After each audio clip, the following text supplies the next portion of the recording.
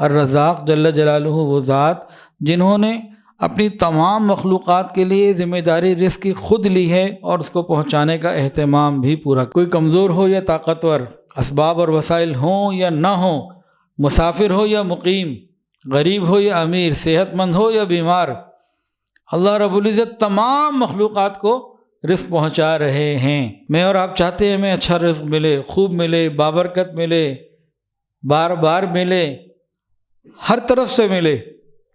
چاہتے ہیں کہ نہیں چاہتے؟ جو یہ چاہتا ہے وہ قرآن مجید کی اس آیت کو سن لے، الرزاق جل جلالہ کے اعلان کو سن لے اور سمجھ لے۔ تو مہنگائی ختم کرنے کا معاملہ یہ حکومت کے اختیار میں نہیں ہے، یہ عوام کے اعمال کے اوپر سے ہم قناعت پسندی کی طرف آ جائیں، یہ اسٹیٹس کو ہم چھوڑیں۔ انٹرنیٹ کے اوپر بے شمار ہے ایسے بٹ کوئن اور بہت ساری ایسی ویب سائٹس ہیں پیسہ کمانے کا، ان میں سے اکثر و بیشتر حرام، کہیں جوا، کہیں سود، کوئی نہ کوئی چکر اس میں چل رہا ہوتا، اکثر و بیشتر۔ بہت تھوڑے ہیں جو پاکیزہ ہیں۔ ایک مرتبہ نبی کریم صلی اللہ علیہ وسلم کے زمانے میں بھی مہنگائی ہو چکی ہے۔ صحابہ آئے، یا رسول اللہ صلی اللہ علیہ وسلم چیزیں اتنی مہنگی ہو گئی، جیسے آج کہتے ہیں نا ڈالر اتنے کا ہو گیا اور پیٹرول اتنے کا ہو گیا، سونا اتنے کا ہو گیا، یہ 3-4 موٹی موٹی چیزیں ہر ایک کی زبان پہ آ چکی ہیں۔ اب لوگوں نے نبی علیہ السلام سے عرض کیا، یا رسول اللہ مہنگائی ہو گئی ہے۔ آپ صلی اللہ علیہ وسلم نے ارشاد فرمایا، سن لیجئے، فرمایا اللہ تعالیٰ ہی ریٹ مقرر کرنے والا ہے۔ اسماء الحسنہ کی سیریز چل رہی ہے، تو آج جو مبارک نام ہے وہ الرزاق جل جلالہ، بہت روزی دینے والا۔ تو آج بات ہوگی الرزاق جل جلالہ۔ امام خطابی رحمۃ اللہ علیہ فرماتے ہیں کہ الرزاق جل جلالہ وہ ذات ہے جس نے رزق کی ذمہ داری لی ہے اور ہر جاندار کے لیے اس کا بندوبست کیا ہے۔ الرزاق جل جلالہ وہ ذات جنہوں نے اپنی تمام مخلوقات کے لیے ذمہ داری رزق کی خود لی ہے اور اس کو پہنچانے کا اہتمام بھی پورا کرتے ہیں۔ اور اس الرزاق جل جلالہ کا رزق تمام لوگوں کے لیے کافی ہے، ہر قسم کے مخلوقات کے لیے کافی ہے۔ اللہ تعالیٰ جہاں صحت مند اور توانا کو رزق پہنچاتے ہیں، وہیں کمزور کو بھی پہنچاتے ہیں۔ ہمارا رزق کب شروع ہو گیا تھا؟ ہمارا رزق دنیا میں ہمارے آنے سے پہلے آ گیا تھا، ہم بعد میں آئے تھے، اور وہ اللہ نے اپنے خزانوں سے بھیجا تھا۔ آج بھی میڈیکل سائنس یہ مانتی ہے کہ جو انسان کی بہترین غذا ہے نا، وہ ماں کا دودھ ہے۔ دنیا میں اور بڑے دودھ آئے، اس کا مقابلہ کوئی نہیں کر سکا۔ یہ کب اللہ نے دیا؟ جب ہم دنیا میں بھی نہ آئے تھے۔ تو اسی وقت سے ہمارے لیے اس رزاق کی رزق پہنچانے کی سروس جو ہے نا، وہ جو کام ہے، وہ عمل ہے، وہ جاری ہے۔ اللہ تعالیٰ مہربان کریم۔ قرآن مجید میں اللہ فرماتے ہیں وَكَأَيٍّ مِّن دَابَّةٍ لَّا تَحْمِلُ رِزْقَهَا اللَّهُ يَرْزُقُهَا وَإِيَّاكُمْ۔ کتنے جانور ایسے ہیں، سمجھانا چاہتے ہیں اللہ، اے انسانوں، اے میرے بندو، عقل تو کرو، ہوش تو کرو، غور تو کرو۔ کتنے جانور ایسے ہیں جو اپنا رزق ساتھ لے کے نہیں پھر سکتے، میں اللہ ان کو بھی دیتا ہوں، تمہیں بھی دیتا ہوں۔ انسان اپنا رزق اسٹور کر لیتا ہے، سامان خرید کے گھر میں رکھ لیا، آٹا منگوا لیا، گندم آئی، پورے سال کی گندم گھر میں رکھ لی، پورے مہینے کا راشن اکٹھا کر لیا۔ کتنے ہی جانور ایسے ہیں اپنے پاس کسی قسم کی کوئی اسٹوریج کیپیسٹی ان کے پاس نہیں ہے، لیکن وہ روز رزق لیتے ہیں، اللہ انہیں دیتا ہے۔ ان کی کوئی دکان نہیں، کوئی نوکری نہیں، کوئی کاروبار نہیں، کوئی فیکٹری نہیں، اور وہ ہم کتنے جانور ایسے ہیں جو ہم سے بہت زیادہ موٹے، ہماری جسامت اور قوت ان کے مقابلے میں کچھ بھی نہیں۔ ہاتھی کو دیکھ لیں، دریائی گھوڑے کو دیکھ لیں، زرافے کو دیکھ لیں، او لمبا، اور جو گائیں بیل بھینس ہم کھاتے ہیں وہ ماشاءاللہ 3-3 4-4 6-6 من 8-8 من کے جانور ہوتے ہیں۔ تو ہمارا تو نہ وہ وزن ہے نہ طاقت ہے۔ تو جب اللہ ان کو رزق پہنچا رہا ہے تو ہمیں کیوں نہیں توکل کرنے کی ضرورت ہے۔ کوئی کمزور ہو یا طاقتور، اسباب اور وسائل ہوں یا نہ ہوں، مسافر ہو یا مقیم، غریب ہو یا امیر، صحت مند ہو یا بیمار، اللہ رب العزت تمام مخلوقات کو رزق پہنچا رہے ہیں۔ چونٹیوں کو، حشرات الارض کو زمین کے کونوں خضروں میں رزق مل رہا ہے، پرندوں کو فضاؤں میں رزق مل رہا ہے، انسانوں کو، درندوں کو اور دوسرے مخلوقات کو، بہت ساری ایسی ان کو زمین کے اوپر رزق مل رہا ہے، اور مچھلیوں کو اور بے شمار آپ پانی کی مخلوقات کو دریاؤں اور سمندروں میں رزق مل رہا ہے۔ ہر جگہ اللہ رب العزت نے جہاں مخلوق کو بھیجا وہاں رزق کا انتظام پہلے کیا۔ اللہ رب العزت فرماتے ہیں، غور کرنے کی بات ہے اس آیت میں، وَمَا مِن دَابَّةٍ فِي الْأَرْضِ إِلَّا عَلَى اللَّهِ رِزْقُهَا وَيَعْلَمُ مُسْتَقَرَّهَا وَمُسْتَوْدَعَهَا كُلٌّ فِي كِتَابٍ مُبِينٍ۔ عجیب حکمت اللہ نے اس میں بیان فرمائی ہے، فرمایا زمین پر چلنے والا کوئی جاندار ایسا نہیں ہے جس کے رزق کو اللہ نے اپنے ذمے میں نہ لیا ہو، کوئی جاندار ایسا نہیں جس کا رزق اللہ نے اپنے ذمے نہ لیا ہو۔ وَيَعْلَمُ، اور وہ جانتا ہے، وَالْعَلِيمُ، وہ جانتا ہے، مُسْتَقَرَّهَا وَمُسْتَوْدَعَهَا، کہ جو تمہاری مستقل رہائشیں ہیں اور جو عارضی ہیں۔ کیا مطلب مستقل اور عارضی؟ انسان ایک جگہ اس کا وطن ہے، گھر ہے، وہیں رہتا ہے، بیوی بچے، ماں باپ، وہیں زندگی گزر رہی ہے۔ بعض دفعہ کہیں کام کے لیے، ملازمت کے لیے، بزنس کے لیے، سیر و سیاحت کے لیے، علاج کے لیے کسی وجہ سے سفر کرنا پڑتا ہے، تو وہ کریم پروردگار تمام جگہوں کو جانتا ہے۔ دیکھیں دنیا میں اگر کوئی ادارہ یا کوئی گورنمنٹ کسی کے رزق کی ذمہ داری لے لے کہ بھی تمہاری 3 وقت کی روٹی ہم پہنچائیں گے، اور وہ پہنچا بھی رہے ہوں اگر، تب بھی جس کو وہ پہنچ رہی ہوگی روٹی روزی، اس کو اتنا تو پابند ہونا ہوگا نا۔ اگر وہ 3 دن کے لیے کہیں جائے کہ جی میں سیروزے پہ جا رہا ہوں، اب 3 دن میری فلانی جگہ تشکیل ہے، مجھے وہاں چاہیے، اس کو کم سے کم اتنی اطلاع تو کرنی پڑے گی نا۔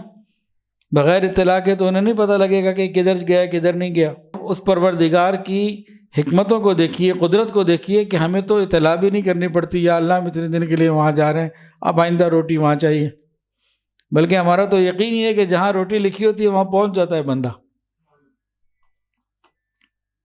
وَيَعْلَمُ مُسْتَقَرَّهَا وَمُسْتَوْدَعَهَا، تم کہیں بھی ہو، زمین میں کہیں بھی ہو، اپنے گھر میں ہو یا سفر میں ہو، ہم جانتے ہیں تمہیں پہنچائیں گے۔ اور آگے عجیب، کل فی کتاب مبین، کیا مطلب؟ کتاب مبین میں جو لکھا ہے، کیوں؟ دیکھیں اللہ نے کہہ دیا ذمہ داری میری، معاملہ مکمل ہو گیا، کوئی شک نہیں ہونا چاہیے۔ جب یہ بھی کہہ دیا کہ وَمُسْتَقَرَّهَا وَمُسْتَوْدَعَهَا، ہر حال میں تمہیں پہنچے گا، تم کہیں بھی ہو، تو یہاں تک بھی بات پوری ہو گئی۔ اللہ تعالیٰ بھولنے والے تو نہیں ہیں، لیکن انسان ہے نا، اس کی مزید تسلی کے لیے فرما دیا، لکھ دیا ہے بھائی، آرڈر جاری کر کے لکھ دیے گئے ہیں، تفصیل لکھ دی گئی ہے، پریشان مت ہونا۔ بندہ سوچے جی لکھا تو کہیں ہے نہیں، بھول گئے تو اللہ میاں کیا ہوگا، کسی کو ارادہ بدل جائے تو کیا ہوگا؟ بھائی لکھ دیا، ہوتا ہے نا جی، کمٹمنٹ کر لی، بات چیت ہو گئی، بھائی اسے لکھو بھائی، تاکہ ڈاکومنٹ ہو جائے، اس کے بعد پھر کوئی بات آگے تبدیل نہ ہو۔ یہ ہمارے مزاج کو، انسان بیچارہ مسکین سا ہے، اللہ تعالیٰ نے اس کو تسلی دینے کے لیے بات کہی، ورنہ اللہ کا اتنا فرما دینا کافی ہے کہ ہمارے ذمہ ہے، اس کے بعد کسی اور چیز کی ضرورت نہیں ہے، تو ہمیں تسلی دینے کے لیے کہا گیا۔ اللہ اکبر کبیرہ۔ چند ایک واقعات سنتے ہیں اللہ رب العزت کیسے رزق پہنچاتے ہیں۔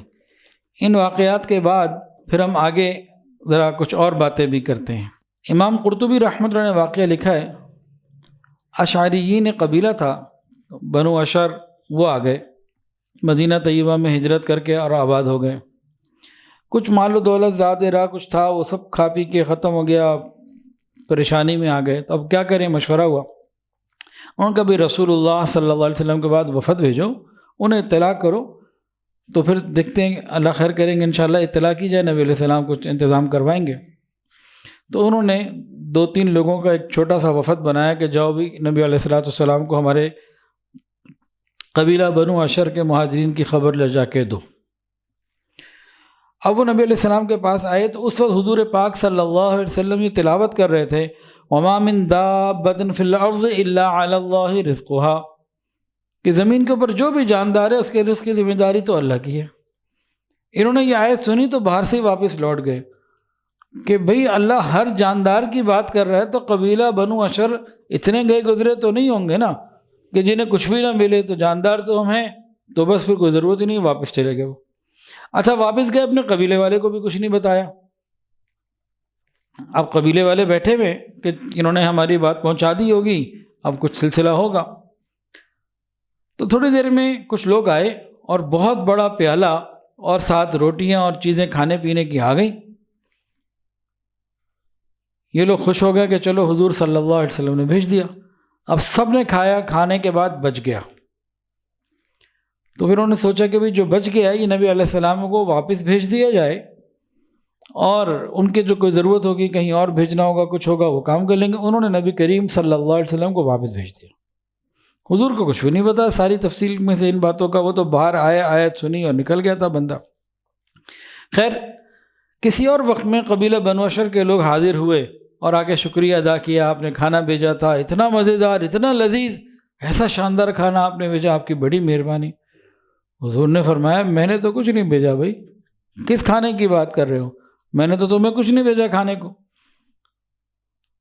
تب جب تحقیق ہوئی تو تب بات کھلی کہ جس کو انہوں نے بھیجا تھا اس نے تو حضور صلی اللہ علیہ وسلم کو بتایا ہی نہیں۔ جب سارا واقعہ نبی کریم صلی اللہ علیہ وآلہ وسلم کے علم میں آیا، آپ نے فرمایا یہ تمہارا رزق تھا جو اللہ نے تمہیں بھیجا ہے۔ تو رزق دینے والا کون؟ اللہ۔ نسبت نبی کریم صلی اللہ علیہ وسلم نے کہاں کی؟ اللہ رب العزت کی طرف کی۔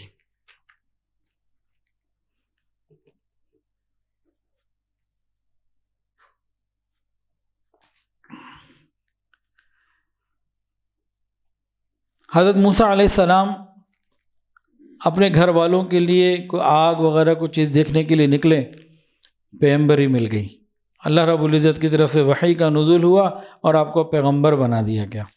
اس کے بعد فوری طور پر تشکیل، نقد، ادھر جانا ہے جی، اب مصر کی طرف اور فرعون کے پاس جانا ہے۔ اب ان کے دل میں خیال آیا کہ میری بیوی بچے کے کھانے پینے کا، روٹی پانی کا کیا ہوگا؟ ایک انسانی فطرت ہے، فطرت میں تو ایسی باتیں آتی ہیں نا، خیال آتا ہے، انسان ہے۔ اللہ رب العزت جو دلوں کے بھید جاننے والے ہیں، سیدنا موسیٰ علیہ السلام کی اس کیفیت کو جانچ لیا۔ فرمایا موسیٰ اس پتھر پہ لاٹھی مارو، لاٹھی ماری، پتھر ٹوٹا، اندر سے ایک اور پتھر، پھر مارو، پھر ماری لاٹھی، پتھر دوسرا والا ٹوٹا، اندر سے ایک اور چھوٹا پتھر، موسیٰ ایک اور دفعہ مارو، تیسری دفعہ ماری۔ اب تیسری دفعہ جب پتھر ٹوٹا نا تو اندر سے ایک جانور کیڑا سا نکلا جس کے منہ میں ایک ہرے رنگ کا پتا تھا، اور وہ اللہ تعالیٰ کی تعریف بیان کر رہا تھا، بند پتھروں میں رزق پہنچانے والا اور رزاق جل جلالہ۔ حضرت جی نے کتابوں میں اپنی خطبات فقیر میں ایک واقعہ لکھا ہے۔ حضرت کے کوئی جاننے والے تھے، وہ فیملی جو ہے نا وہ سفر کر کے کسی تاریخی یعنی کہ کسی پہاڑی علاقے پہ گئے، تو وہاں ان کے گھر میں جو بچے تھے نا ان کو ایک پتھر کہیں پڑا ہوا پسند آیا، انہوں نے کہا جی یہ پتھر بڑا خوبصورت لگ رہا ہے، ہم اس کو یہاں سے اٹھا لیتے ہیں اور اپنے ڈرائنگ روم میں رکھ لیں گے۔ کئی لوگ اٹھا لیتے ہیں پتھر، انہیں خوبصورت لگا، گول سا پتھر تھا، وہ لے آئے اور لا کے اپنے گھر کے ڈرائنگ روم میں کسی جگہ پہ انہوں نے اس کو لگا دیا، رکھ دیا۔ 2 سال گزر گئے، وہیں رہا۔ تقریباً 2 سال کے بعد جو خاتون خانہ تھی نا وہ صفائی وغیرہ کیا کر رہی تھی، پتھر کو ہاتھ لگا، نیچے گرا اور ٹوٹا، اور جب وہ ٹوٹا تو اس کے اندر سے کیڑا نکل کے باہر رینگنے لگا، باہر جانے لگا۔ تو حیران ہو گئے، 2 سال سے تو پتھر بند ہمارے گھر میں موجود، اور جو کیڑا نکل رہا ہے وہ زندہ ہے، یعنی جاندار ہے اور اس کو کچھ پہنچ رہا تھا۔ وہ اتنی قدرت والا ہے، بند پتھر کے اندر بھی رزق پہنچانے پہ قدرت رکھتا ہے۔ ان اللہ علی کل شیء قدیر، وہ قدرت والا پروردگار ہے، سب اس کے اختیار میں۔ ہم رزق کے لیے بہت سارے کام کرتے ہیں، لیکن رزق کے لیے رزاق سے رابطہ کم کرتے ہیں۔ رزق چاہیے تو رزاق سے لینا، الرزاق جل جلالہ۔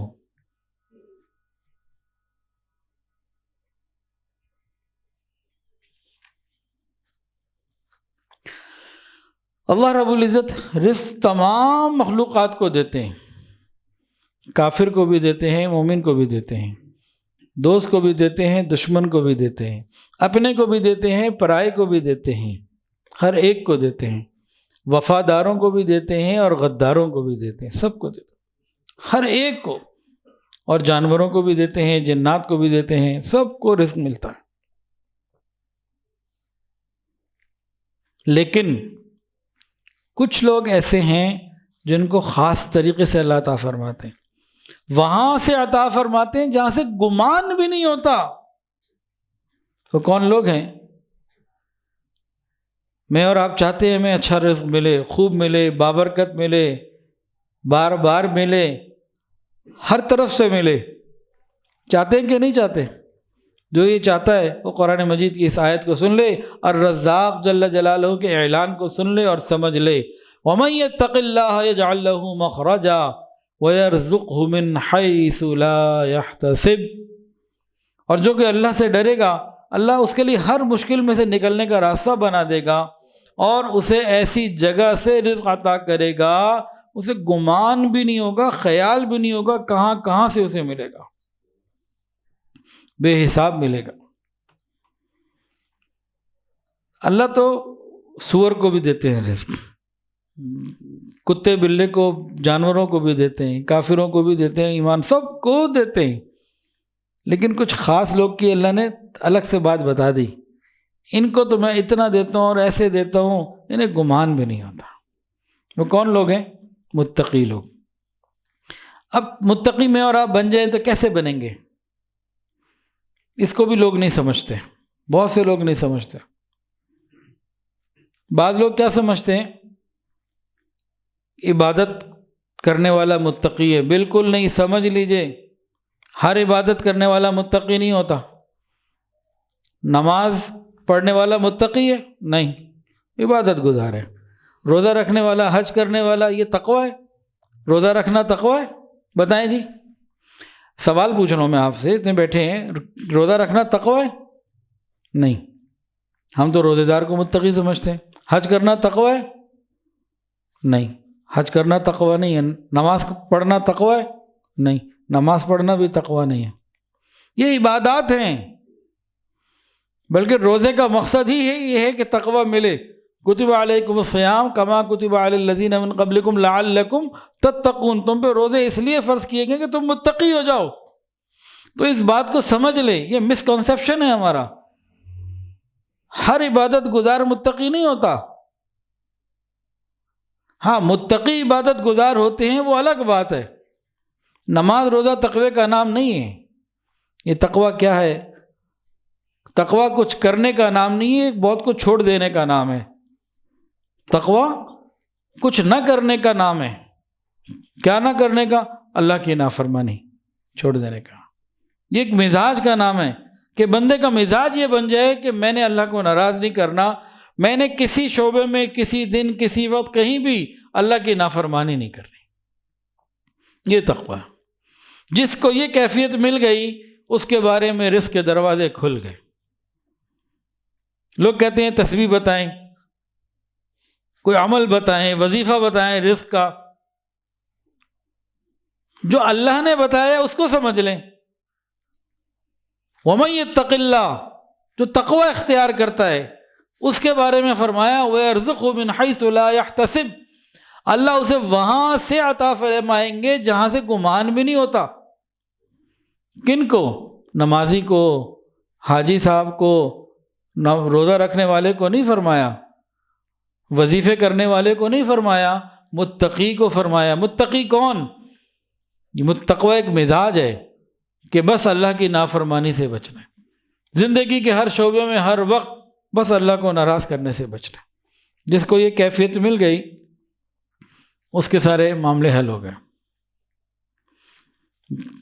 دو میاں بیوی ہیں، جو متقی ہوگا ڈرے گا کہ میری طرف سے اس کو تکلیف نہ پہنچے، میں اس کا دل نہ دکھاؤں، کیونکہ میں کسی انسان کا دل دکھاؤں گا اللہ ناراض ہو جائیں گے۔ یہ تقوی ہے۔ یہ نماز تو نہیں پڑھ رہا۔ تو اسی طرح ہر جگہ متقی کون؟ حضرت جی فرماتے ہیں متقی اصل میں وہ ہے کہ کل قیامت کے دن اس کا گریبان پکڑنے والا کوئی نہ ہو۔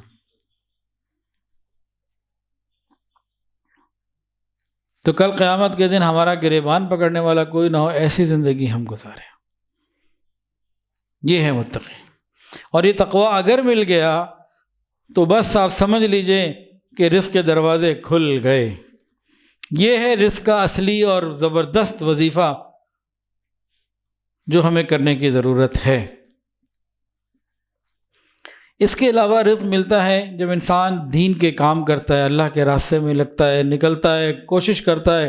دین کے بہت سارے شعبے ہیں، تبلیغ میں لگا، تدریس میں لگا، تصوف میں لگا، اور شعبے ہیں، اشاعت دین کے شعبے میں لگا، اس کے لیے نقل و حرکت کرتا ہے، جان مال وقت لگاتا ہے، اس کے لیے پھر رزق کے دروازے کھلتے ہیں۔ صحابہ کرام کی ایک جماعت 300 لوگوں کی تھی۔ رزق نبی کریم صلی اللہ علیہ وسلم نے کچھ چیزیں ساتھ دیں، وہ ختم ہو گئیں آہستہ آہستہ۔ پھر حضرت ابو عبیدہ بن جراح رضی اللہ تعالیٰ امیر لشکر تھے، انہوں نے سب کو کہا بھی جس کے بعد جو ہے لے آؤ۔ تو جس کے بعد جو تھا وہ جمع کر کے اب آپ تھوڑا تھوڑا آپ نے کوٹا سسٹم بنا دیا، سب کو دے دیتے۔ پھر ایک وقت ایسا ہے کہ سب کو روز ایک کھجور ملتی۔ جب ایک صحابی نے اپنے بیٹے کو یہ بعد میں واقعہ سنایا، انہوں نے کہا ابا جان ایک کھجور سے کیا ہوتا ہوگا 24 گھنٹے میں؟ تو کہا بیٹا اس ایک کی قدر اس وقت آئی جب ایک ملنی بھی بند ہو گئی تھی۔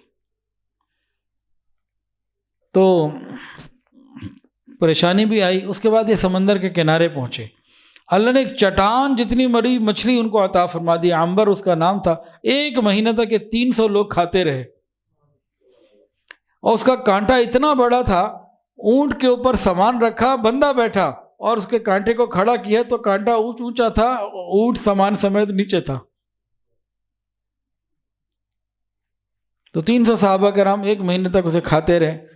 جب کہتے ہیں کہ اچھے خاصے ہم صحت مند ہو گئے، خوب جسم پہ بھی جو ہے نا وہ باہر آ گئی اور جسم پہ گوشت آ گیا اور خوب تازہ ہو گئے ہم لوگ، پھر ہم وہاں سے واپس چلے۔ تو اپنے ساتھ گوشت کے ٹکڑے بڑے بڑے لیے مچھلی کے، اور وہ لے کے چل پڑے۔ نبی کریم صلی اللہ علیہ وسلم کے وہاں مدینہ طیبہ پہنچے اور ان کو جا کے واقعہ سنایا۔ نبی علیہ السلام نے فرمایا یہ وہ رزق جو اللہ نے تمہیں دیا، دیکھو کہ تمہارے پاس کچھ ہے تو مجھے بھی لاؤ، مجھے بھی لا کے دو۔ پھر آپ صلی اللہ علیہ وسلم نے اس مچھلی کا گوشت خود بھی نوش فرمایا۔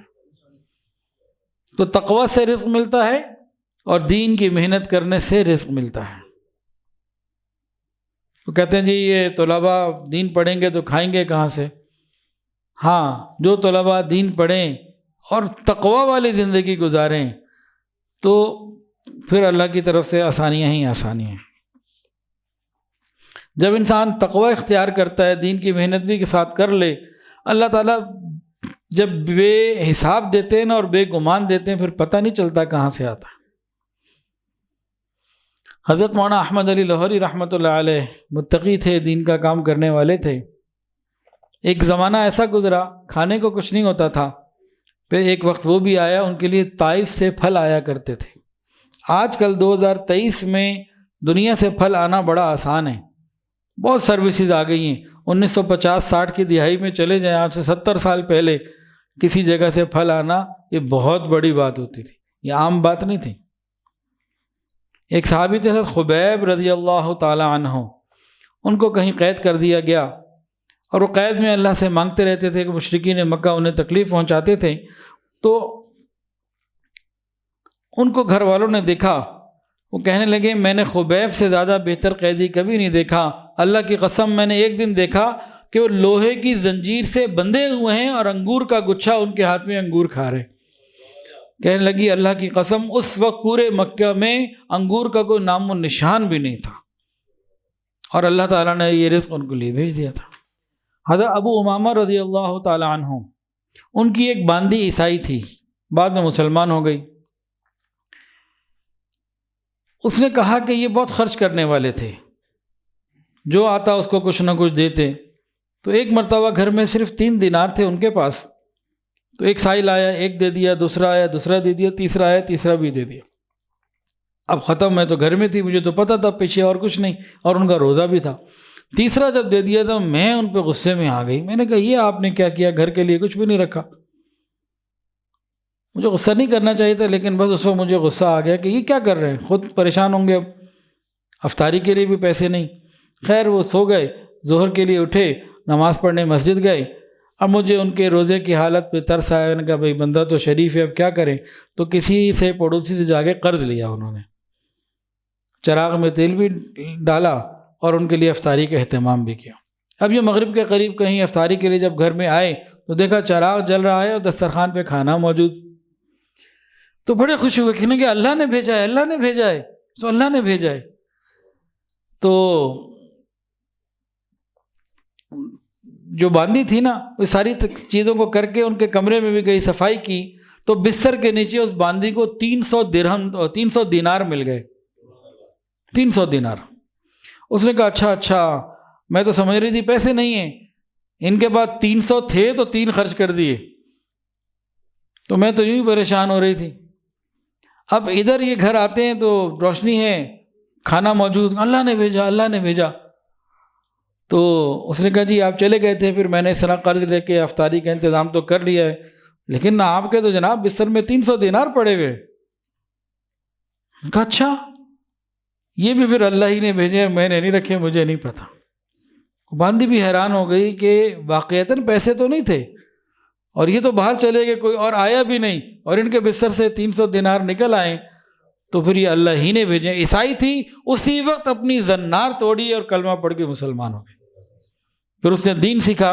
پھر ایک وقت ایسا آیا کہ حمص کی مسجد میں ساتھ جو مدرسہ تھا اس کے ساتھ وہاں پہ بیٹھ کر یہ مسلمان عورتوں کو دین کی تعلیم دیا کرتی تھی، قرآن کی، حدیث کی، شریعت کی تعلیم دیا کرتی تھی۔ اللہ تعالیٰ تو ایسے عطا فرماتے ہیں۔ ایک صحابی تھے حضرت مقداد رضی اللہ تعالی عنہ، ایک مرتبہ قضائے حاجت کے لیے کہیں بیٹھے تو وہاں ایک چوہے کا بل تھا، وہ اپنے بل سے باہر آیا اور 1 دینار لا کے سامنے رکھ دیا۔ بڑے حیران ہوئے، تو تھوڑی دیر میں پھر اندر گیا، ایک اور لا کے رکھ دیا، 2 ہو گئے۔ پھر اندر گیا، اندر بل سے ایک اور دینار لا کے رکھ دیا، 3۔ پھر چوتھی دفعہ بل میں گیا، چوتھا لا کے رکھا، پھر جاتا رہا، ایک ایک کر کے لاتا رہا، پھر بل میں جاتا، پھر لاتا، 17 دفعہ وہ بل میں گیا اور ٹوٹل 17 دینار لا کے اس نے سامنے ڈھیر کر دی، اور پھر غائب ہو گیا۔ حضرت مقداد رضی اللہ تعالیٰ عنہ اس عجیب و غریب قدرت کو دیکھ کے حیران، کیا کروں اس کو۔ صحابہ کرام کی بہت خوبصورت عادت، کاش یہ عادت مجھے اور آپ کو نصیب ہو جائے۔ صحابہ کرام کی بہت خوبصورت عادت کیا تھی؟ جب کوئی نیا واقعہ پیش آتا، نئی بات پیش آتی، تو فوری طور پر رسول اللہ صلی اللہ علیہ وسلم سے رجوع فرماتے، یا رسول اللہ ہم کیا کریں، یہ بات پیش آئی ہے، اس کے بارے میں ہم علم نہیں رکھتے۔ حضور پاک صلی اللہ علیہ وسلم کے بعد خلفائے راشدین کے پاس لوگ آتے، علماء کرام کے پاس لوگ آتے کہ یہ نیا معاملہ پیش آیا ہے، اس کا ہم کیا کریں۔ پھر جب تک خوف خدا تھا اس وقت تک امت کیا کرتی رہی، کوئی نئی بات پیش آتی وہ علماء کے پاس جاتے، بتائیے کیا کریں۔ اب ہم نے یہ کام چھوڑ دیا، کوئی نئی چیز پیش آتی ہے خود ہی اپنا دماغ لڑا کے حلال حرام جائز ناجائز کے فیصلے کر لیتے، علماء کے پاس نہیں جاتے۔ بھئی یہ ایک نئی چیز آئی ہے، یہ کمپیوٹر کے اوپر، یہ انٹرنیٹ کے اوپر کمائی کا نیا سورس ہے، کیا کروں۔ انٹرنیٹ کے اوپر بے شمار ہے ایسے بٹ کوئن اور بہت ساری ایسی ویب سائٹس ہیں پیسہ کمانے کا، ان میں سے اکثر و بیشتر حرام، کہیں جوا، کہیں سود، کوئی نہ کوئی چکر اس میں چل رہا ہوتا، اکثر و بیشتر، بہت تھوڑے ہیں جو پاکیزہ ہیں۔ اب ان کو 17 دینار مل گئے، کیا کیا؟ رسول اللہ صلی اللہ علیہ وسلم کے پاس آ گئے۔ نبی کریم صلی اللہ علیہ وسلم نے ارشاد فرمایا یہ اللہ نے تمہیں رزق عطا فرمایا، یہ تمہارا، اس کو رکھو، استعمال کرو۔ غور کیجئے، ان کو اللہ نے تقوی عطا کیا تھا، وہ متقی لوگ تھے، متقی لوگوں کو بلوں میں سے رزق مل رہا تھا، اور ہمارا سارا رزق بلوں میں چلا جاتا ہے۔ یہ بجلی کا بل، یہ ٹیلی فون کا بل، یہ گیس کا بل، اور یہ جناب پانی کا بل، اور یہ جناب گاڑی کی مینٹیننس کا بل، اور یہ بیگم صاحبہ کی شاپنگ کا بل ہی ختم نہیں ہوتے ہمارے۔ تو ان کو بل سے رزق ملا اور ہمارا رزق بل میں جا رہا ہے۔ اگر ہم تقوی اختیار کریں گے اللہ ہمیں بھی مہربانی عطا فرمائیں گے۔ حضرت مقداد رضی اللہ عنہ کی جو اہلیہ تھی نا، ان کا نام تھا زباعہ بنت زبیر رضی اللہ تعالی عنہ، وہ فرماتی ہیں کہ اللہ تعالیٰ نے ان 17 دیناروں میں اتنی برکت دی، وہ اس وقت ختم ہوئے جب حضرت مقداد رضی اللہ عنہ کے گھر میں چاندی کے درہموں کی بھری ہوئی بوریاں دیکھی۔ میں نے آٹے کی بوریاں دیکھی ہے نا، چاندی کے درہموں کی بوریاں بھر گئیں۔ جب انسان تقوی اختیار کرتا ہے پھر اللہ کوئی کمی نہیں آنے دیتے۔ کرد ایک قبیلے کا نام ہے، یہ ترکی اور ان علاقوں میں، کردستان میں اس طرف رہتے ہیں۔ تو ایک زمانے میں ان علاقوں میں کردی ایک بہت بڑا ڈاکو تھا، بہت بڑا ڈاکو، لوگوں کو مارنا تو کوئی ٹینشن ہی کوئی نہیں تھی، اور پورا گروپ تھا وہ۔ ایک دفعہ یہ ڈاکو جو تھا نا اپنے ساتھیوں کے ساتھ ایک جگہ کہیں بیٹھا ہوا تھا، تو وہاں 3 درخت تھے، 2 ہرے بھرے تھے کھجور کے تھے، اور ایک بالکل خشک تھا۔ تو دیکھا کہ ایک چڑیا ان درختوں میں آتی ہے، ہرے بھرے درختوں میں، وہاں سے کھجور نکالتی ہے، توڑتی ہے، اور خشک درخت پہ لے جاتی ہے۔ ایک دفعہ، 2 دفعہ، کیونکہ 10 دفعہ دیکھا کہ بار بار آ رہی ہے اور وہاں سے کھجور توڑتی ہے، یہاں لا کے چھوڑ دیتی ہے۔ کہتے ہیں میں بڑا حیران ہوا، ایک چڑیا کر کیا رہی ہے، یہ سمجھ سے باہر ہے۔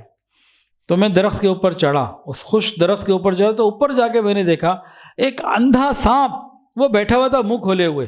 وہ چڑیا آتی تھی، وہ اس کے منہ میں کھجور ڈال دیتی تھی اور چلی جاتی تھی، ایک اور لاتی تھی۔ کہتے ہیں میں اللہ تعالیٰ کی یہ قدرت دیکھ کے حیران ہوا کہ سانپ جس کو تو مارنے کا حکم، جب وہ نابینا ہو گیا تو اللہ رب العزت نے اس کے رزق کے لیے چڑیا کو مقرر کیا، اس کے دل میں اس کے لیے رحمت اور محبت ڈالی کہ وہ کسی درخت سے کھجور توڑ کر اندھے سانپ کے منہ میں نوالا ڈال رہے ہیں۔ کہتے ہیں جب یہ ہوا میرے دل کو بڑی چوٹ لگی، کہا میں تو توحید پرست ہوں، اللہ کو ماننے والا ہوں، اور میں لوگوں کے قیمتی مالوں کو، جانوں کو ضائع کرتا ہوں، ان کی محنت کے مال کو لوٹ لیتا ہوں۔ اس نے اپنی تلوار فوراً توڑ دی جس سے وہ لوگوں کو دھمکایا کرتا تھا، اور اللہ تعالیٰ سے توبہ کی، معافی مانگ لے گا، اللہ معاف کر دے، اللہ درگزر فرما، درگزر فرما۔ وہ کسی طرف چلنے لگا تو اس کے دل میں بات ڈالی گئی، تیرے ساتھ درگزر کر دیا گیا۔ اب یہ بار بار کہہ رہے یا اللہ درگزر فرما، اقالہ درگزر فرما۔ ساتھی آگے کیا ہو گیا تمہیں؟ اس نے پورا واقعہ سنا ہے۔ ساتھیوں نے بھی اس کی کیفیت کو دیکھ کے، سام کو تو نہیں دیکھا، اس بندے کو دیکھ کے انہوں نے بھی اپنی تلواریں چھوڑ دی، جتنا لوٹ کا مال تھا سارے کا سارا چھوڑ دیا، سب نے احرام پہنے اور مکہ مکرمہ عمرے کی نیت سے چل پڑے۔ 3 دن ابھی سفر انہوں نے کیا۔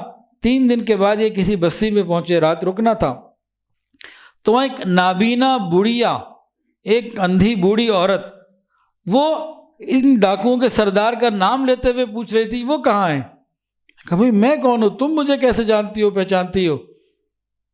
اس نے کہا 3 دن ہو گئے، حضرت محمد مصطفیٰ احمد مجتبیٰ سرکار دو عالم صلی اللہ علیہ وسلم مسلسل مجھے خواب میں آ رہے ہیں اور فرما رہے ہیں کہ یہ والا سامان اس کردی کو دینا، اس کا نام یہ ہے۔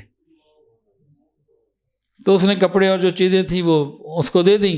اس نوجوان نے جو پہلے ڈاکو تھا، اب توبہ کر کے احرام باندھ کے جا رہا تھا عمرے کی طرف، تو وہ ساری چیزیں استعمال بھی کی، اور کپڑے تھے تو وہ بعد میں پہنے بھی، اور جو چیزیں تھیں ان کو استعمال کیا۔ انسان جب توبہ کر لیتا ہے، اللہ سے جوڑ لیتا ہے، اللہ تعالیٰ مہربانی کا معاملہ فرما دیتے ہیں۔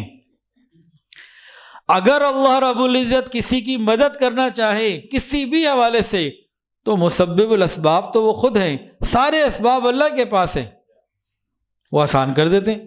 بندے کی محنت تھوڑی ہوتی ہے، بہت زیادہ مل رہا ہوتا ہے۔ اب وہ کہتے ہیں جی بچے دو ہی اچھے، زیادہ ہو جائیں گے تو دھرتی پہ بوجھ ہو جائے گا، کھانے پینے کا مسئلہ بنے گا۔ یہ کیا ہے؟ یہ الرزاق جل جلالہ کے اوپر اعتراض بھی کہا جا سکتا ہے اس کو، اور یہ بالکل ڈائریکٹ اٹیک ہے اللہ رب العزت کی اس صفت کے اوپر۔ دیکھیں عام آدمی بھی، کوئی بہت غریب کمزور، اس کو معلوم ہو کہ میرے گھر میں رات کو آج مہمانوں نے آنا ہے، ان کی 10 کی تعداد ہے، وہ کتنے لوگوں کا کھانا تیار کرتا ہے؟ 10 کا یا 11-12 کا؟ 11-12 کی کوشش کرتا ہے۔ کسی نے اپنے ہاں دعوت رکھی ہو اور اس نے 300 لوگوں کو بلایا، اسے پتہ ہے کہ 300 لوگوں نے آنا ہے، اب وہ 300 کا کھانا تیار کرتا ہے 310-20 کا کرتا ہے؟ بتائیں، اوپر کا ہی کرتا ہے نا۔ انسانوں کے پاس تو اتنی عقل ہے کہ 300 لوگوں کو بلایا ہے تو تجھ کو پتہ ہے مجھے 350 کا اہتمام کرنا ہے، اور اللہ رب العزت جن کی قدرت اتنی کامل ہے، وہ جو زمین کے اوپر بندہ بھیج رہے اس کے لیے روٹی نہیں ہوگی، اس کو کھانے کو نہیں ملے گا۔ یہ کافرانہ سوچ ہے کہ بچے زیادہ ہوں گے تو رزق کم ہو جائے گا۔ بھائی اگر کھانے والا ایک منہ زیادہ آ رہا ہے تو ہاتھ کام کرنے والے 2 ہاتھ اور سوچنے والا ایک دماغ بھی تو آ رہا ہے، یہ کیوں نہیں سوچتے؟ الٹی سوچ کیوں ہے؟ حضرت آدم علیہ السلام جب آئے تھے زمین پہ تو 2 میاں بیوی، پھر آگے بچے ہوتے لگے، اولادیں ہونے لگی تو تعداد تھوڑی ہوتی تھی۔ اس وقت 7 ارب سے زیادہ انسان زمین پر موجود۔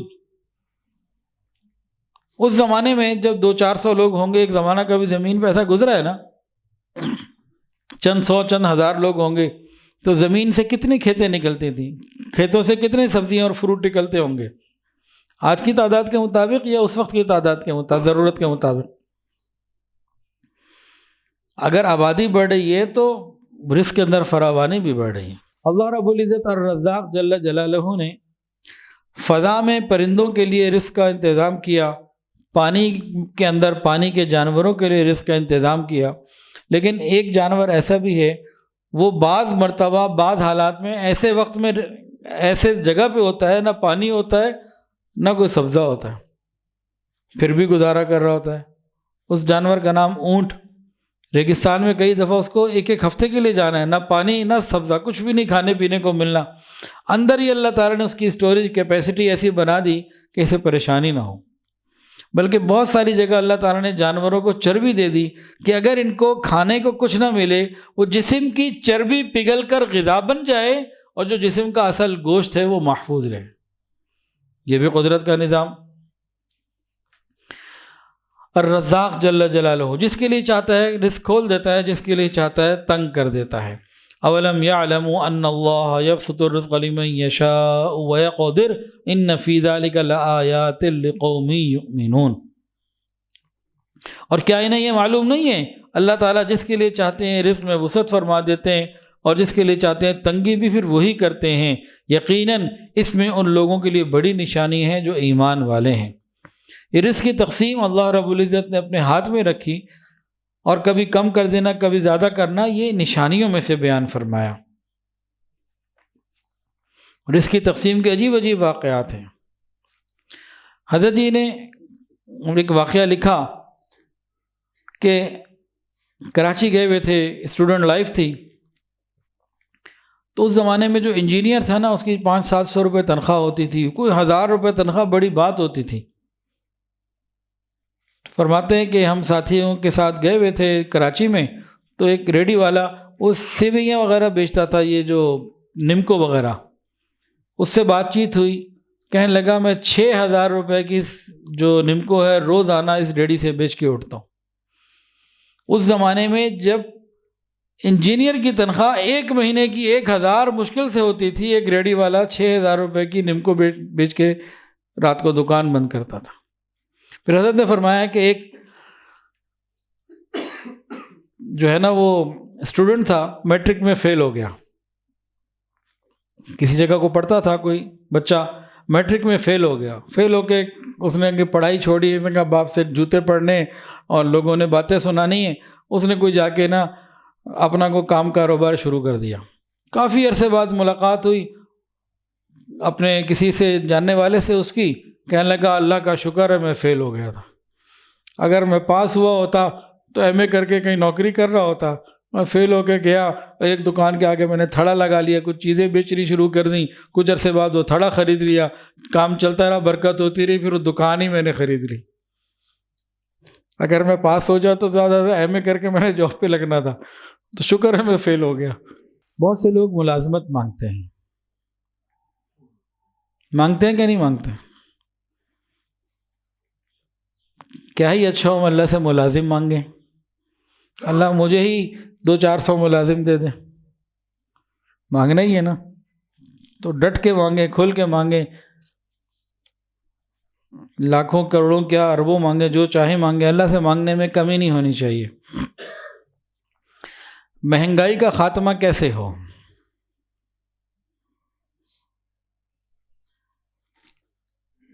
مہنگائی کا خاتمہ کیسے ہو بتا دیا جائے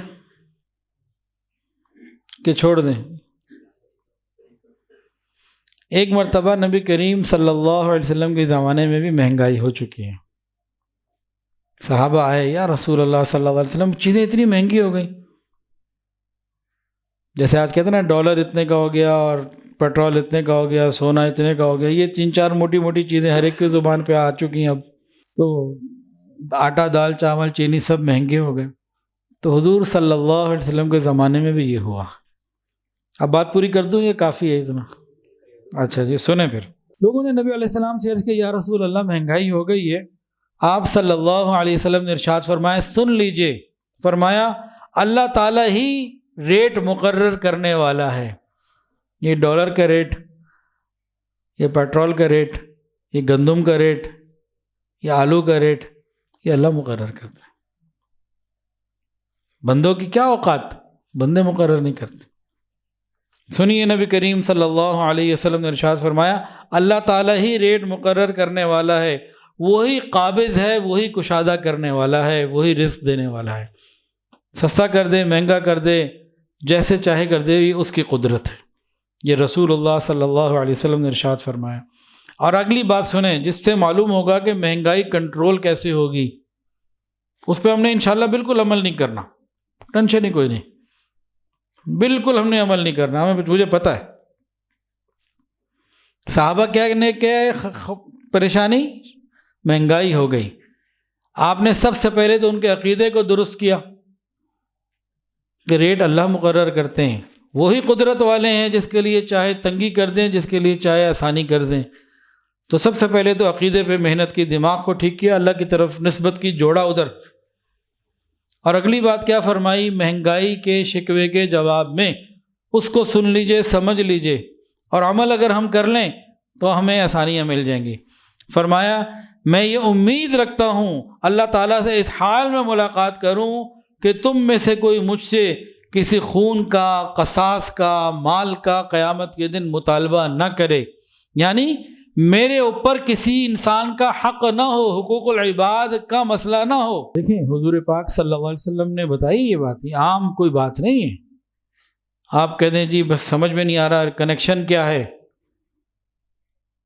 صحابہ آئے، مہنگائی ہو گئی، آپ نے فرمایا کہ پہلی بات تو یہ کہ اللہ نے کی ہے، اور دوسری بات یہ کہ قیامت کے دن حقوق العباد کے مسئلے نہ کھڑے ہو جائیں۔ مفہوم عرض کر رہا ہوں،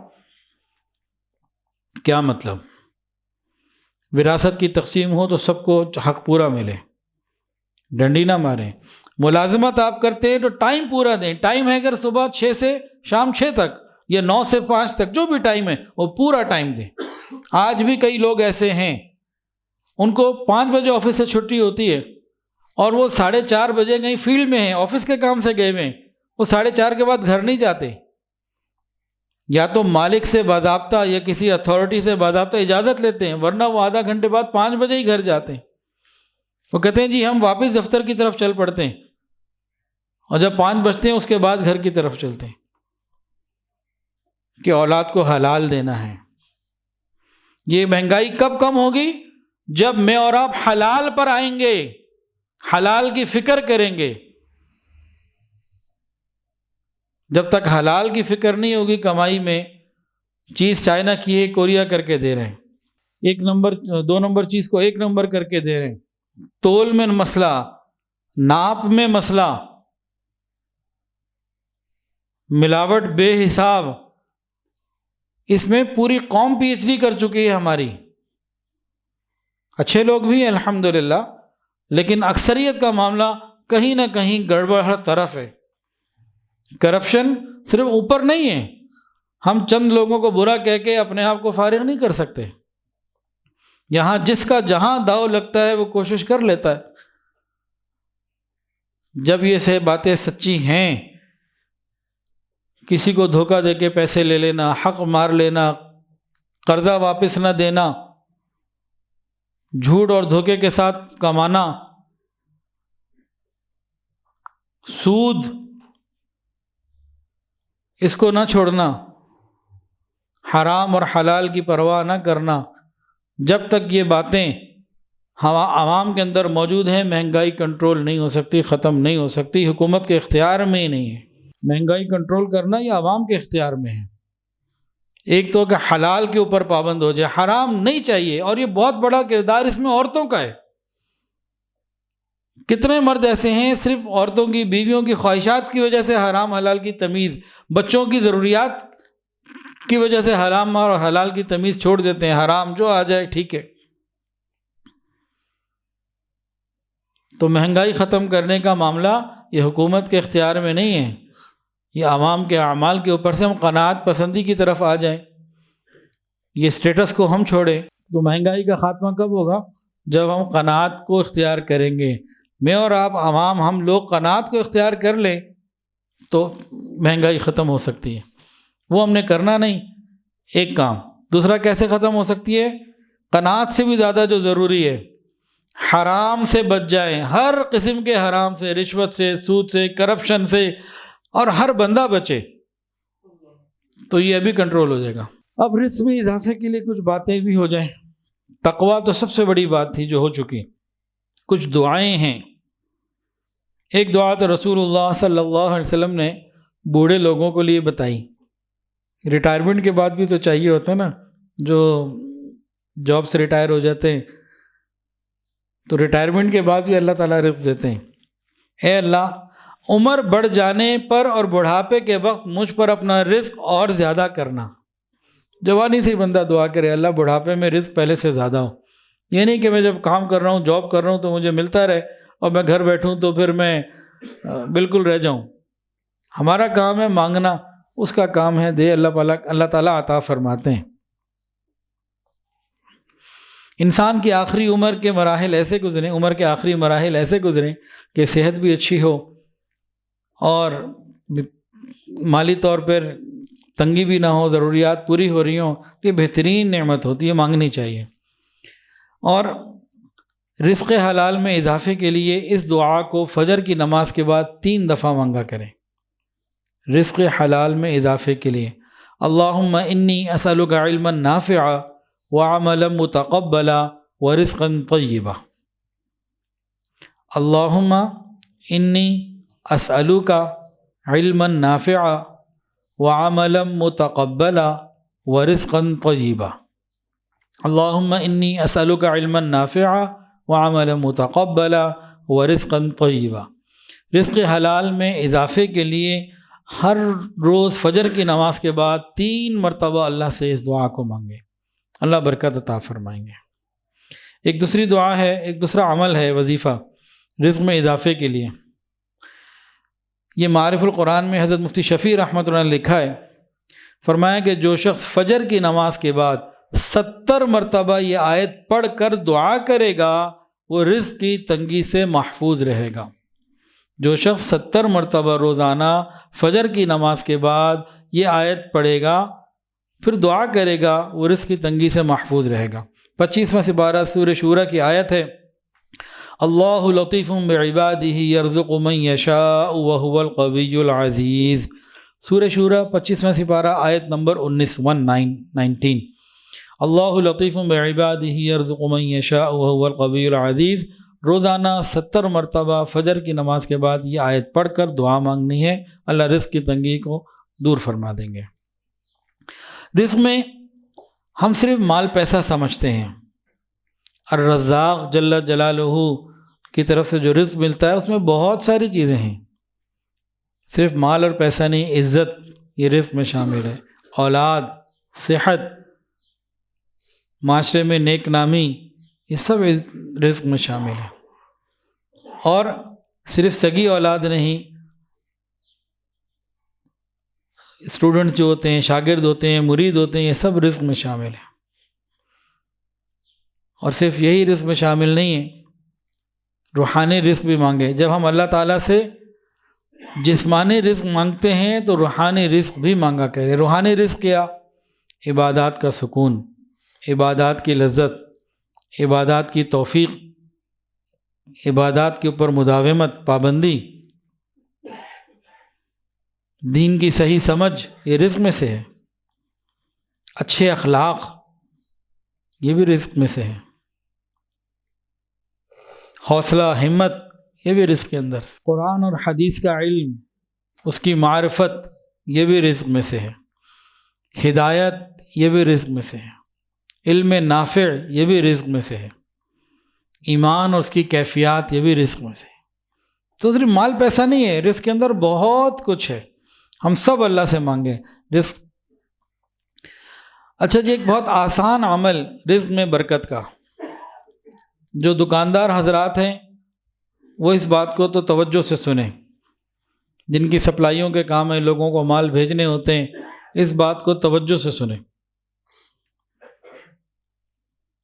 ایک صحابی تھے حضرت صخر رضی اللہ تعالی عنہ، انہوں نے ایک حدیث سنی کہ حضور صلی اللہ علیہ وسلم نے اس امت کے لیے، اپنی امت کے لیے صبح کے وقت میں برکت کی دعا کی ہے، رزق میں برکت کی۔ وہ تاجر تھے، فوری طور پر پھر ان کا تاجرانہ جو ہے نا وہ ذہن کام کیا، اور انہوں نے اس دعا کو سننے کے بعد اپنے کاروبار میں ایک تبدیلی پیدا کی۔ وہ کیا؟ اپنے تجارتی قافلے یعنی ڈیلیوریاں صبح کے وقت کرتے تھے۔ اپنے تجارتی قافلے الگ صبح روانہ کرتے، جلدی جلدی روانہ کرتے، تاکہ برکت زیادہ ہو۔ اللہ نے انہیں خوب برکت دی، بے پناہ برکت دی۔ کیا انہوں نے؟ سارے وہی وسائل، انہی حالات میں رہتے ہوئے صرف ایک تبدیلی کی کہ جو لوگوں کے مال ہے صبح صبح نکال دیتے، جو مال جانا ہے وہ صبح صبح نکال دیتے۔ اسی طرح ہمارے رشتہ داروں میں سے ایک رشتہ دار ہے، میں نام تو نہیں بتاؤں گا، وہ کہیں گے جی آپ نے نام بتا دیا، انکم ٹیکس والے ہمارے پیچھے لگ گئے۔ ان کی ترتیب کیا ہے؟ وہ صبح 7-8 بجے دکانیں کھلی ہوتی ہیں، مارکیٹ ساری بند ہوتی ہے، جتنے لوگوں کا ان کے پاس آرڈر ہوتا ہے نا، وہ سارا دن آرڈر لیتے ہیں، اور صبح آنے کے بعد پچھلے دن کے سارے آرڈر صبح صبح نمٹا رہے ہوتے ہیں۔ لوگ 10-11 بجے دکان کھول رہے ہوتے ہیں، ان کے جو مال لے کے نا بندے پہلے پہنچے ہوتے ہیں، وہ جلد سے جلد یہ کام کر رہے ہوتے ہیں، صبح صبح ساری ڈیلیوریوں کو نمٹا رہے ہوتے ہیں۔ پھر شام کو سارا دن جو گاہک آتا ہے اس کو مال اس وقت دیتے ہیں، یہ نہیں کہ اس کو کہتے ہیں اگلے دن صبح آؤ۔ بہت سارے دکاندار ایسے ہیں، شالمی میں نے تقریباً جناب 1995 سے لے کر 2022 تک، کتنے سال ہو گئے؟ 22 اور 5 27 سال تو شالمی دکان پہ بیٹھا، 5 سال والد صاحب کے ساتھ ہال روڈ دکان پہ بیٹھا، تو 32 سال تو دکانداری کی۔ تو وہاں کئی لوگوں کو میں جانتا ہوں، وہ رات کو 11, 12, 1 بجے تک بیٹھتے ہیں، 10 تو کوئی بات ہی نہیں ہے، مارکیٹ بند ہو جاتی ہے، آرڈر لیتے رہتے ہیں۔ اب رات کو بلٹیاں وہ بناتے ہیں، مال پیک کرواتے ہیں، اور پھر مزدور اور ریڑیوں والے اور پک اپ والے اور مال لے کے جاتے ہیں۔ اور آپ ادھر ٹرک اڈے پہ چلے جائیں، کہیں بھی ٹرانسپورٹ والے جتنے بھی ہیں، سب کو دیکھیں گے کہ رات کو سب کے مال آ رہے ہیں، صبح کسی کے بھی نہیں آ رہے ہوتے۔ تو ہم نے ترتیب الٹی کی ہوئی ہے۔ تو ان صحابی نے کیا کیا؟ اس حدیث کی دعا کو سننے کے بعد صرف ایک بات کی کہ اپنا جو ڈیلیوریوں کا کام شام اور رات کا تھا وہ صبح کر دیا، اور برکتیں ہی برکتیں۔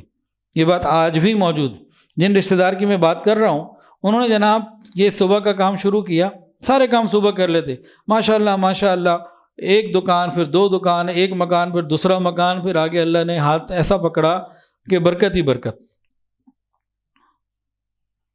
ہم 11 بجے دکان کھولتے ہیں، 12 بجے دکان کھولتے ہیں، تو برکتیں کدھر سے آئیں گے؟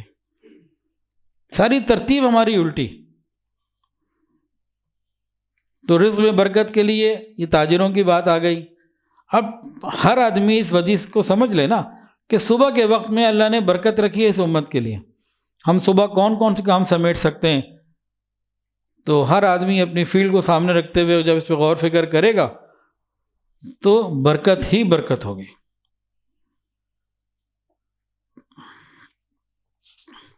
رزق میں اضافے کے لیے اور حفاظت کے لیے زکوٰۃ پوری ادا کرنا، وقت پر ادا کرنا، یہ انتہائی ضروری۔ اس میں بھی بہت سے لوگ احتیاط نہیں کرتے۔ اور پھر زکوٰۃ ہی نہیں، صدقات خیرات میں بھی اضافہ کرنا۔ جو جتنا اللہ کے راستے میں خرچ کرے گا اتنا رزق اس کو ملے گا، بڑھے گا۔ خالی مسلمان نہیں، کافر بھی اگر چیریٹی کرتا ہے تو اس کا بھی رزق بڑھے گا۔ یہ اللہ تعالیٰ کا ایک قانون ہے۔ جب آپ سمجھیں کہ رزق میں تنگی محسوس ہو رہی ہے، اللہ کے راستے میں خرچ بڑھا دیں۔ عقل دکھائے گی کہ یہ کیا کر رہے، الٹا کام، لیکن انسان کا یقین جب رزاق کی ذات پر ہو تو پھر کوئی کمی نہیں ہوتی۔ تو رزق حلال کے لیے اللہ سے مانگیں اور رزق حلال کی ہی کوشش کریں، حرام سے بچیں، تو بہت ساری چیزیں انشاءاللہ بہتر ہو جائیں گی۔ حدیث کے اندر آتا ہے حضرت جبرائیل علیہ السلام میرے پاس آئے اور مجھے 2 دعائیں مانگنے کو کہا، اللہم ارزقنی طیبہ، اللہم ارزقنی طیبہ، اللہ پاکیزہ رزق عطا فرما، واستعملنی صالحا، اور اچھے کاموں میں استعمال فرما۔ رزق حلال ہو اور اچھے کاموں میں استعمال ہو، یہ نور علی نور ہوتا ہے۔ ایک اللہ والے فرماتے تھے جس شخص کو 3 دال مل جائے نا، 3 دال جہاں جمع ہو جائیں وہ بڑا بہترین انسان ہوگا، دین، دنیا اور دولت۔ کسی کو دین بھی مل جائے، دین بھی مل جائے، دولت بھی مل جائے اور دل بھی مل جائے، دل ایسا جو اللہ کے ساتھ جڑا ہوا ہو، دین کی سمجھ بھی ہو اور دولت بھی ہو، یہ 3 دل بھی دال سے، دین بھی دال سے، دولت بھی دال سے، 3 دال جہاں جمع ہو جائیں تو یہ بہترین۔ وقت اب پورا ہو گیا، ایک واقعے کا اور دل کر رہا تھا، اس کا خلاصہ سنا دیتا ہوں۔ ایک بہت بڑے بزرگ گزرے ہیں، فرماتے ہیں کہ ہمیں انسان کے خرچ کرنے سے اندازہ ہو جاتا ہے کہ حرام ہے کہ حلال۔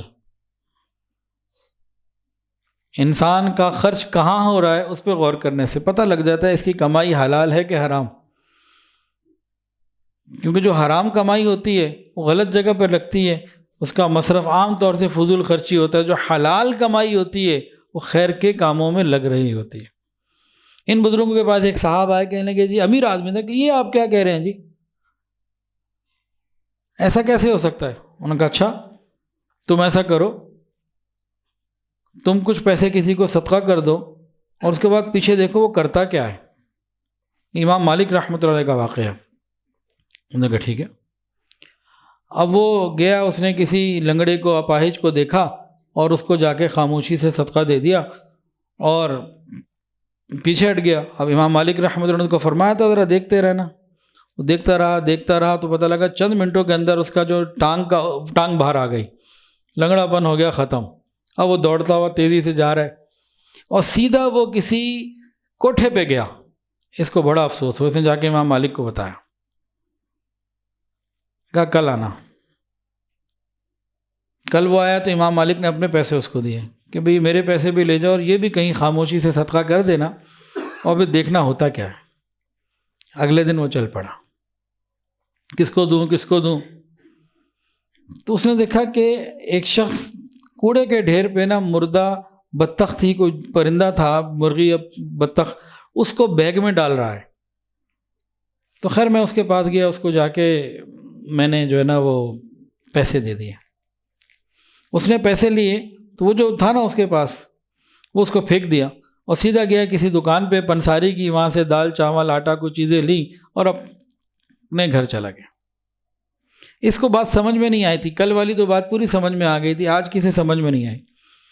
نوک کیا، بلایا، ہاں بھائی تمہیں پیسے دیے تھے، تم نے یہ کیا کیا؟ تم نے اپنے بیگ میں سے جو پھینکا اور یہ سب کیا کیا؟ اس نے کہا جی میں کئی دن سے فاقے میں ہوں، میری بیٹیاں ہیں گھر میں فاقے سے، اور ہم سید ہیں، کسی سے مانگ تو سکتے نہیں تھے۔ تو آج میں نکلا تھا کہ آج ہم اس پوزیشن پر آ چکے ہیں کہ اضطراری کیفیت ہے، اور حرام بھی کچھ جان بچانے کے لیے ہمیں کھانے کی شریعت نے اجازت دے دی ہے۔ اس پوزیشن پہ تھا تو میں نے کہیں سے وہ جانور اٹھا لیا تھا کہ چلو اس سے کچھ اپنی جان تو بچائے نا، آپ نے دے دیا، اللہ آپ کا خوب بھلا کرے، آپ کتنے نیک آدمی۔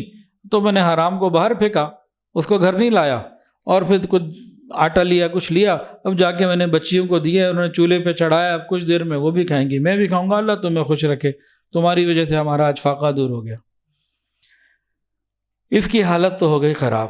یہ سیٹھ تھا، یا امام مالک رحمہ اللہ کے پاس آ کے معافیاں مانگ لیں گے، حضرت آپ بالکل ٹھیک کہتے تھے۔ تو مال کے خرچ سے پتہ لگ جاتا ہے کہ حرام ہے کہ حلال، پھر اس کے اثرات بہت دور تک جاتے ہیں۔ اگر ہم زندگیوں میں برکت چاہتے ہیں تو حلال پر فوکس کیجئے اور محدود کر لیجئے حلال تک اپنے آپ کو۔ بہت سے لوگ یہ بکواس کرتے ہیں بالکل کہ جی حلال تھوڑا ہے، حرام ہی حرام ہے، یہ الزام ہے اللہ کی ذات کے اوپر۔ وہ کہتے ہیں جی حرام سے تو مال جمع ہو سکتا ہے، حلال سے جمع ہو ہی نہیں سکتا۔ یہ سیدھا سیدھا اللہ تعالیٰ کے اوپر الزام لگا رہے ہیں یہ لوگ۔ صحابہ کو اللہ نے اربوں روپے دیے، آج بھی الحمدللہ ایسے بہت لوگ ہیں۔ اصل میں دل اندر سے حرامی ہے نا، وہ کیا کہتے ہیں، من حرامی حجت، اندر سے جب دل کے اندر گڑبڑ ہوتی ہے نا، خرابی ہوتی ہے، وہ کہتے ہیں جی حلال میں زیادہ ہو ہی نہیں سکتا، کیونکہ نیت بھی نہیں ہے اور پاکیزگی کی طرف عقل بھی کام نہیں کرتی، اس لیے ٹھیک کہتے ہیں وہ، ان کی عقل ہی اتنی ہے۔ ورنہ حلال میں جو برکتیں ہیں نا، کل رات کو ہماری ایک میٹنگ تھی، کل صبح ہم 9:30 سے تقریباً شروع ہوئے، 12:15 بجے تک، رات کو 15 گھنٹے لگے ہی رہے کاموں میں الکحاف کے الحمدللہ۔ تو ایک ملے جو جانوروں کا کام کرتے ہیں، بیل اور یہ گائیں، ان چیزوں کا کام کرتے ہیں، کہنے لگے کہ 100 میں سے 60-70 بیل کے بچے جو ہیں نا گائیں کے، وہ پیٹ میں ہی مر جاتے ہیں، ڈیلیوری میں مر جاتے ہیں۔ یہ صرف 30 کے قریب باہر آتے ہیں جو گروتھ لیتے ہیں، اس 30 میں اتنی برکت ہے کہ ہر وقت چھری کے نیچے ہونے کے باوجود باڑے بھرے ہوئے ہیں۔ کتیا ایک وقت میں کئی بچے دیتی ہے، اور اس کو پاکستان میں چھری کے نیچے بھی کوئی نہیں رکھتا۔ بکری بکرا ایک ہوتا ہے، ہر وقت چھری کے نیچے۔ آپ دیکھیں بکریوں کے استبل بھرے ہوں گے، کتوں کے استبل کوئی نہیں ملیں گے۔ تو یہ کہنا کہ حلال تھوڑا ہے اور حلال زیادہ ہو نہیں سکتا، جن کے پاس زیادہ حرام ہی ہے، اصل میں ان کی اپنی نیت ٹھیک نہیں ہے اور ان کی سوچ ٹھیک نہیں ہے، کسی اللہ والے کی صحبت نہیں ملی بھی، ورنہ یہ الزام وہ نہ لگاتے۔ تو مہنگائی کم کرنی ہے تو حلال پر آنا ہوگا، اور جتنی ہم نے ڈنڈیاں ماری ہوئی ہیں ان ڈنڈیوں کو ٹھیک نکالنا ہوگا، پھر مہنگائی ٹھیک ہوگی، ورنہ یہ ٹھیک ہونے والی نہیں۔ وآخر دعوانا ان الحمدللہ۔ ویڈیو کے نیچے سبسکرائب کے بٹن پہ کلک کریں، بیل کے آئیکن پہ کلک کیجئے تاکہ ہر نئی ویڈیو کی نوٹیفیکیشن آپ کو مل جائے۔